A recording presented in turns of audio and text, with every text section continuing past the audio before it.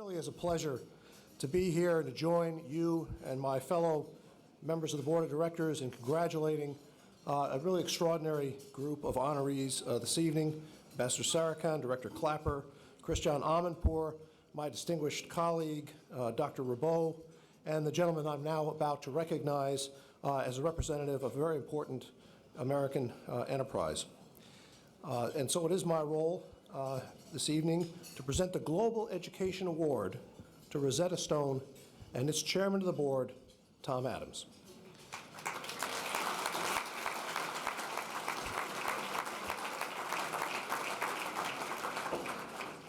So as a fairly new member of the board of the World Affairs Council, I just joined in July, I've quickly come to appreciate the Council's reach and the depth of its commitment to global education.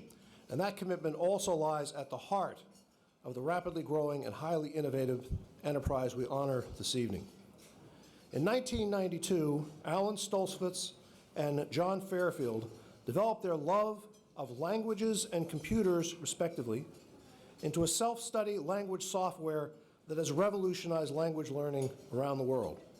They named their product Rosetta Stone, after the piece of black granite that, when it was somewhat miraculously discovered by a French soldier in 1799, suddenly unlocked the secrets of the Egyptian hieroglyphics.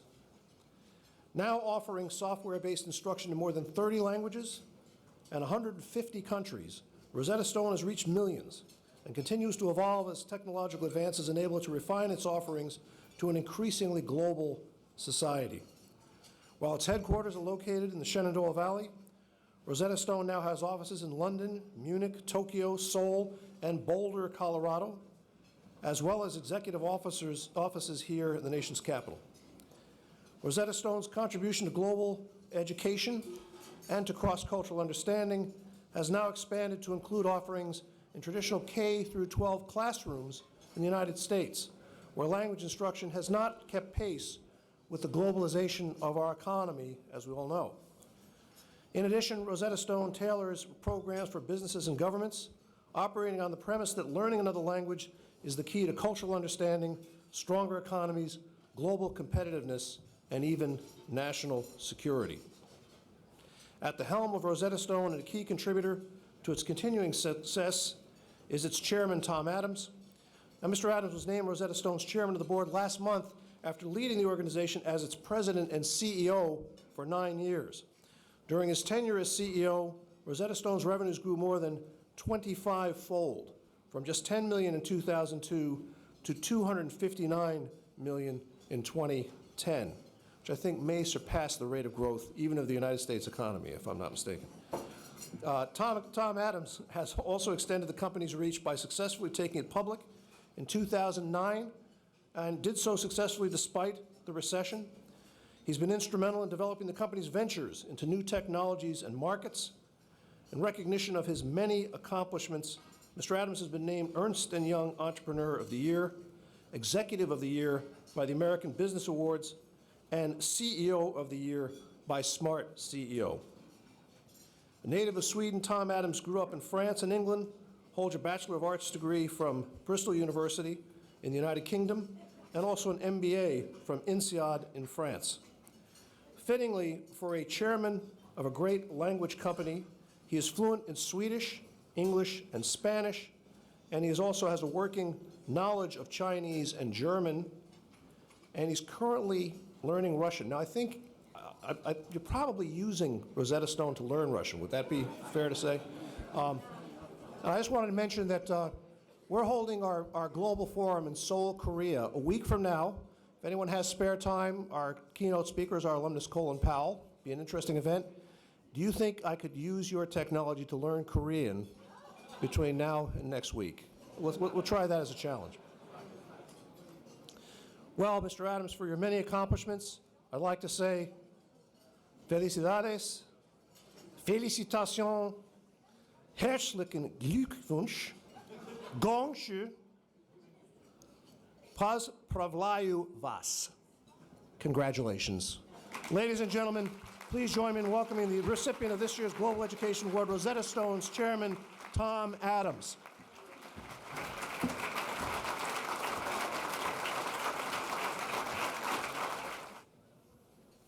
Okay, well, thank you so much to all of you at the World Affairs Council for this great honor.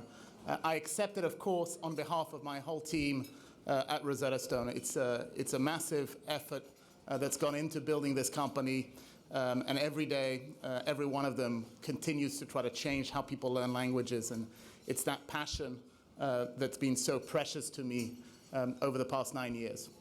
But I also want to thank a very important someone, which is my wife, Alexandra. She's been there with me the whole way.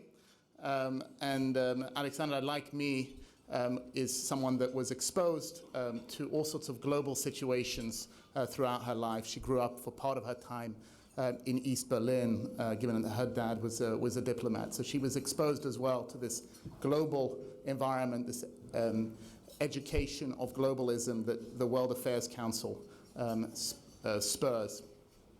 I also want to thank Pat Gross, and I know he's not here tonight, but I know that so many of you know him, and I am so fond of Pat for all he's done for me and Rosetta Stone. He's been on our board for almost 6 years now, and he's been just a fantastic mentor to me. And so in the same way that he puts his passion into global education here with the World Affairs Council, he's done that in terms of developing me as a business person and leader. So beyond that, I wanted to just say a few words about the Council, your mission, and how it fits with Rosetta Stone, and how I think that what we're doing together, and many of the other honorees are obviously also spearheading this kind of effort, is critical for this country and for the world at large. So as a council, you're very focused on global education. And we as a company believe that language is an integral part of delivering that global education, because as people learn different languages, they learn a different culture. And they get an insight not just about another culture and another society, but also about themselves and about where they come from. But beyond that, I want to underline a little bit about the economic significance of learning languages. Because in the countries that I grew up in, it was very evident to everyone that you needed to learn a foreign language to be economically relevant. Because in most countries, be it France or England or Germany, your national economy is a very small proportion of the opportunity. So for example, Germany makes 47% of its GDP from exports. That's very significant in relation to what the United States does, which is just 13%. And as we think of growing the economy and coming out of this very tough recession, which has been tough for so many people, and as we look out into the future, it is very clear that we need not just engineering talent, which is talked about a lot in the media, but we need global talent. Folks who are able to travel and communicate and build marketing prowess in markets around the world. And that means that I think that there's several changes that we need to contemplate. One of them is that we need to learn many more different languages than we learn today. Today, much of the focus of the education of children here in this country is focused on Spanish. And Spanish is a critical language to learn because, as the ambassador said earlier today, it's the #1 trading partner in many ways of the United States. But there are many other languages that we need to learn. And this country has the fortune of having big immigrant populations that have really built this nation. And so it's an opportunity to really broaden and make the language base much more diverse. And that will create enormous economic opportunities for growth, obviously. But it's also about us committing the resources and the time required to have language learning proficiency happen. It's clear that in a country like Germany, people spend on average about 3 times as many hours learning foreign languages as here in the United States. That's why they spend a lot more, or they have a lot more success on a per capita basis exporting.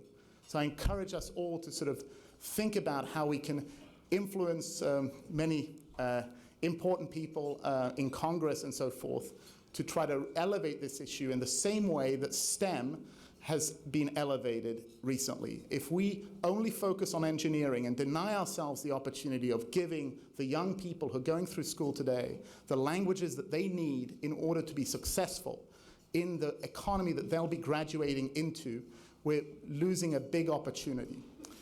But for us to succeed at making this transformation and making ourselves a society that is much more export-oriented, we're going to have to change the way we teach languages.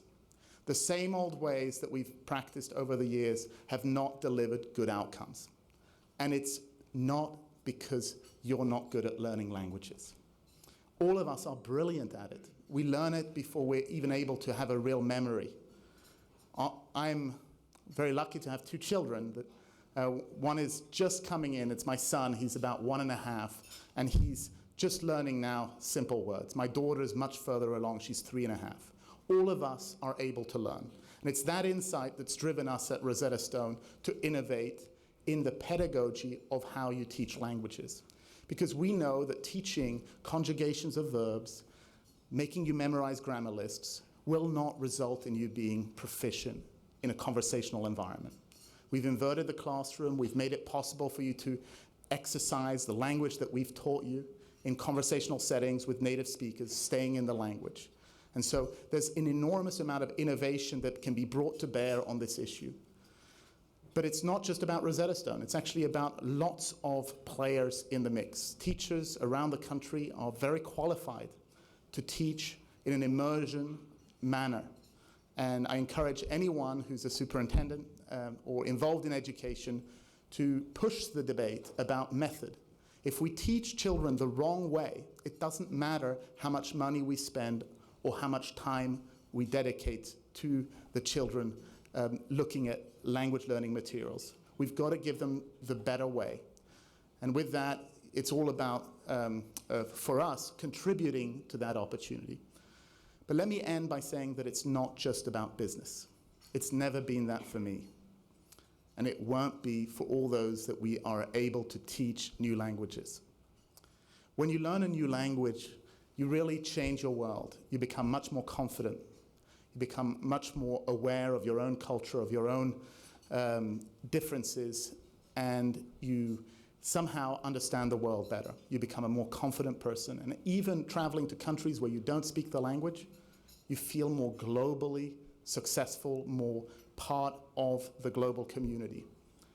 And I just urge you all to do whatever you can to help language learning become part of the national agenda. It should be. And if it does become that, and we apply the right methods, this will be the century of the United States all over again, because thank goodness the rest of the world's learning English. So that gives us a structural advantage. So with that, I want to thank the World Council again, and thank you all. Thank you.